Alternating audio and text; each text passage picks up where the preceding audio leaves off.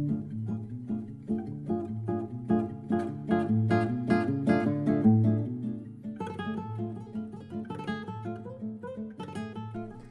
and gentlemen, welcome to 5 Minutes, probably 10 with Sean. I am your host, Sean Welsh. And today's topic is, it's fun. It's a little frustrating, but it's fun. It's entitled Data. Are we still talking about it, right? Because this idea that data is the now has been true for Google Analytics, been around since 2005, so we'll give people 2 years to get embraced. Okay, so we're conservatively 10 years into data. Yet, everywhere I look, and some of the things you'll hear in the podcast are, hey, I was scrolling a forum this day and came across this, or I was on LinkedIn and found this. This is actually one of those bits. I was on a forum, a big community that a lot of people in my industry use, and scrolling through it, and it seemed like every other title was data, big data, manage your data. Do you have access to your data? It was like, dude, I mean, again, this is crazy. How long do we have to go before people realize that data is just a guide? Now, none of you probably carry it around anymore except for my old school car guys, and I love you for it. Your NADA or your black books in your back pockets. That used to be a thing, man. It used to come out. It used to come in the mail. It used to be this big effing deal. It used to take forever. And then we got digital, right? And I've grown up in the car business alongside digital. 1999, I was given a little company called Autotrader to work with.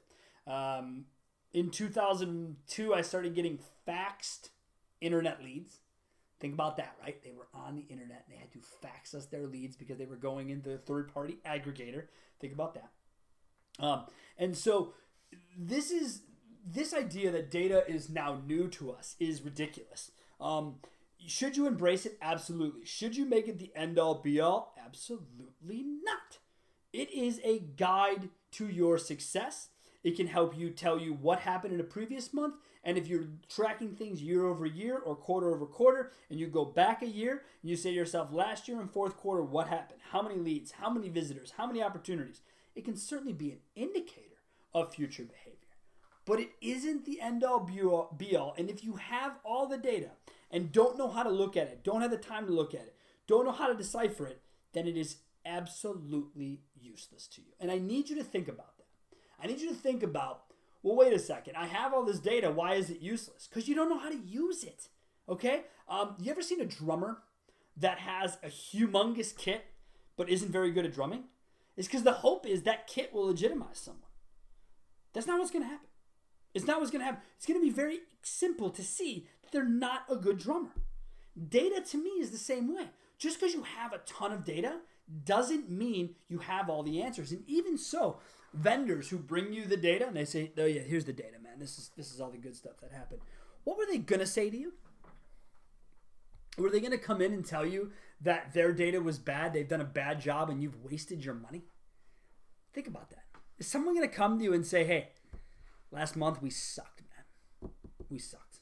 We owe you money. Now, vendors who's listening, please, again, I'm talking about the rule, not the exception. So if you're a vendor who's very transparent, has great data, talks about having a bad month, bravo, you're in the 10% group here, not the 90.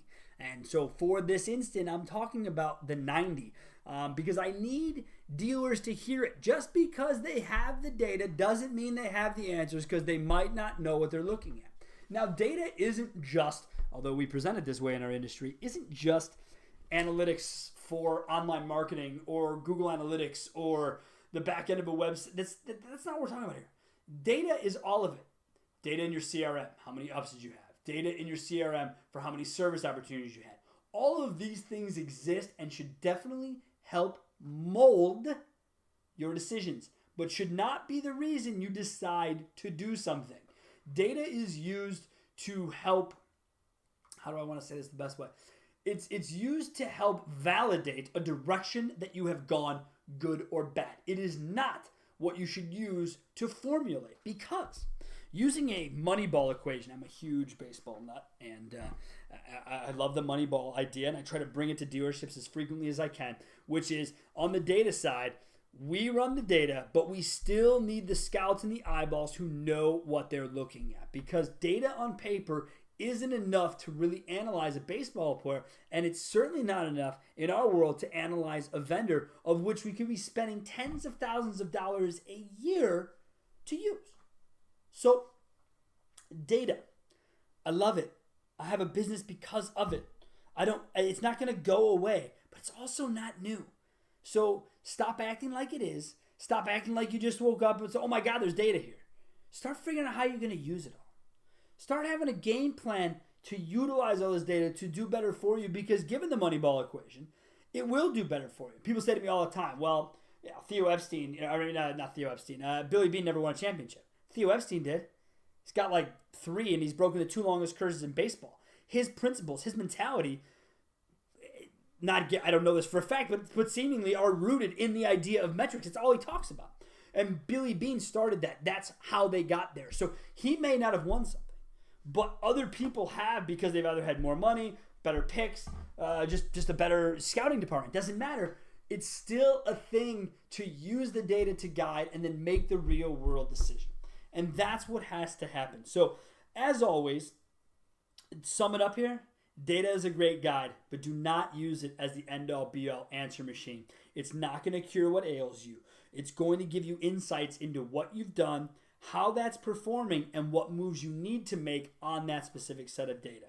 More importantly, just because it's data doesn't mean it can't be manipulated.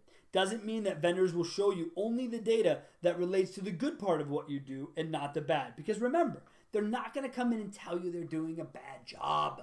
No one's going to do that. So you need to be able to decipher for yourself what's important to you, why I use what I use, why I pay what I pay, and what I expect to see from it. That's on you. So that was 5 minutes-ish. It's not bad. We didn't do too bad today. Remember, I love your comments. I love your questions, but I love them emailed to me at Sean@CarBizDoneBetter. You can text or call me at 262-278-0157. Remember, all internet tough guys are welcome to do both. But what wouldn't make any sense for you is to go find us on social media, because you won't find me. You will find the logo. You will find Car Biz Done Better, but that is not me. That is my marketing department. And so if you've got nasty comments, I'm never going to hear them, guys. My marketing department's been told not to bring it to me. So keep it to yourself there, but by all means, text it. And if you want, call me. Gosh, I'd love to have a spirited debate. And if we can get somewhere, maybe, who knows? Maybe we'll have you on the show. You never know. So thank you guys so much. We appreciate it. I hope you enjoy it. Have a great rest of your day.